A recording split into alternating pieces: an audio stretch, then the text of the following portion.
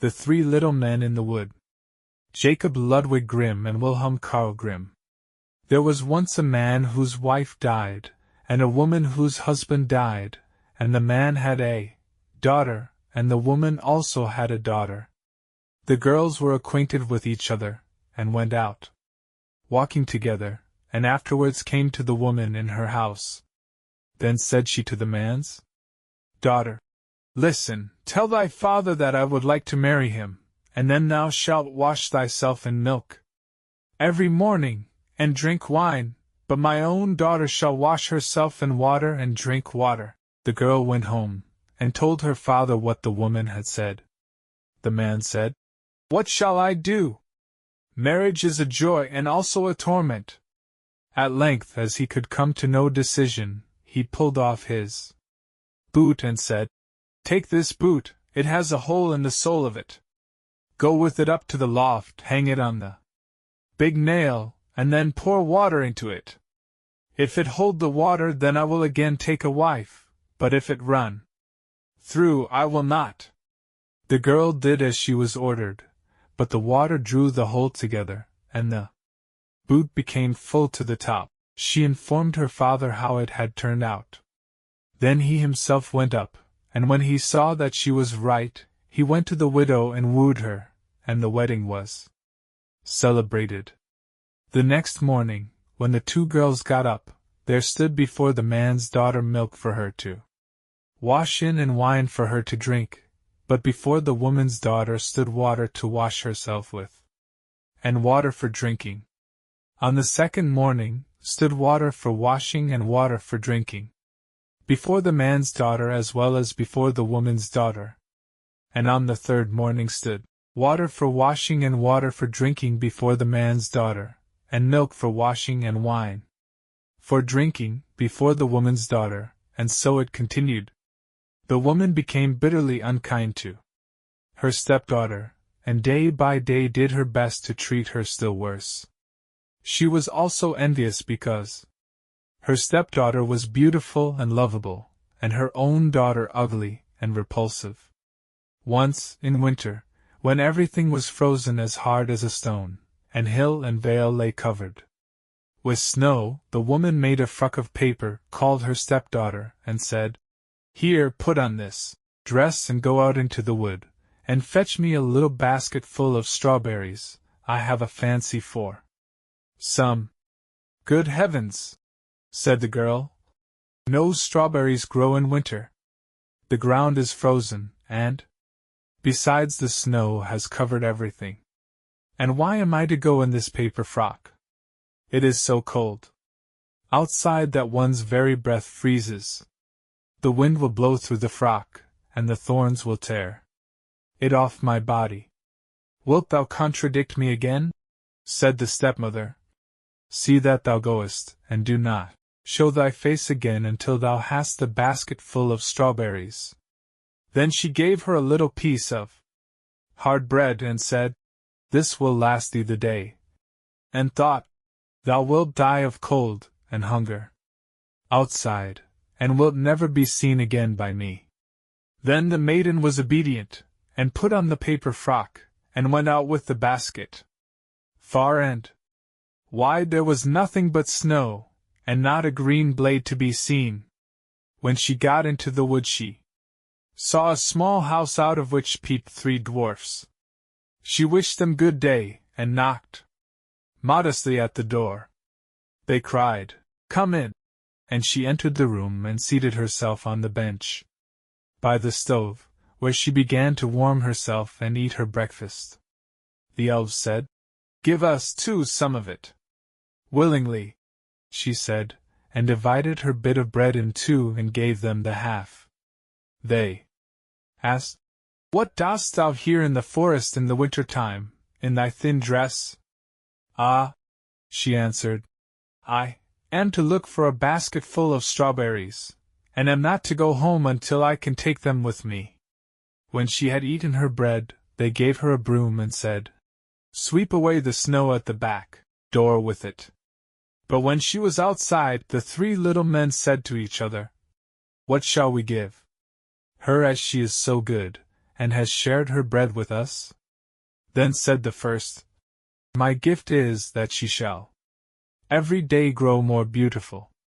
The second said, My gift is that gold pieces shall fall out of her mouth every time she speaks. The third said, My gift is that a king shall come and take her to wife. The girl, however, did as the little men had bidden her, swept away the snow behind a little house with the broom, and what did she find but real ripe strawberries, which came up quite dark red out of the snow. In her joy she hastily gathered her basket full, thanked the little men, shook hands with each of them, and ran home to take her stepmother what she had longed for so much. When she went in and said good evening, a piece of gold at once fell from her mouth. Thereupon she related what had happened to her in the wood, but with every word she spoke gold pieces fell from her mouth, until very soon the whole room was covered with them. Now look at her arrogance, cried the stepsister, to throw about gold in that way. But she was secretly envious of it, and wanted to go into the forest also to seek strawberries. The mother said, No, my dear little daughter, it is too cold, thou mightest die of cold. However, as her daughter let her have no peace, the mother at last yielded, made her a magnificent dress of fur, which she was obliged to put on, and gave her bread and butter and cake with her. The girl went into the forest, and straight up to the little house. The 3 little elves peeped out again, but she did not greet them, and without looking round at them and without speaking to them, she went awkwardly into the room, seated herself by the stove, and began to eat her bread and butter and cake. Give us some of it, cried the little men, but she replied, There is not enough for myself, so how can I give it away to other people? When she had done eating, they said, There is a broom for thee, sweep all clean for us outside by the back door. Humph! Sweep for yourselves. She answered, I am not your servant. When she saw that they were not going to give her anything, she went out by the door. Then the little men said to each other, What shall we give her, as she is so naughty, and has a wicked envious heart, that will never let her do a good turn to anyone? The first said, I grant that she may grow uglier every day. The second said, I grant that at every word she says a toad shall spring out of her mouth. The third said, I grant that she may die a miserable death. The maiden looked for strawberries outside, but as she found none, she went angrily home. And when she opened her mouth, and was about to tell her mother what had happened to her in the wood, with every word she said, a toad sprang out of her mouth, so that every one was seized with horror of her. Then the stepmother was still more enraged, and thought of nothing but how to do every possible injury to the man's daughter, whose beauty, however, grew daily greater. At length she took a cauldron, set it on the fire, and boiled yarn in it. When it was boiled, she flung it on the poor girl's shoulder, and gave her an axe in order that she might go on the frozen river, cut a hole in the ice, and rinse the yarn. She was obedient, went thither and cut a hole in the ice, and while she was in the midst of her cutting, a splendid carriage came driving up, in which sat the king. The carriage stopped, and the king asked, My child, who art thou, and what art thou doing here? I am a poor girl, and I am rinsing yarn. Then the king felt compassion, and when he saw that she was so very beautiful, he said to her, Wilt thou go away with me? Ah, yes, with all my heart, she answered, for she was glad to get away from the mother and sister.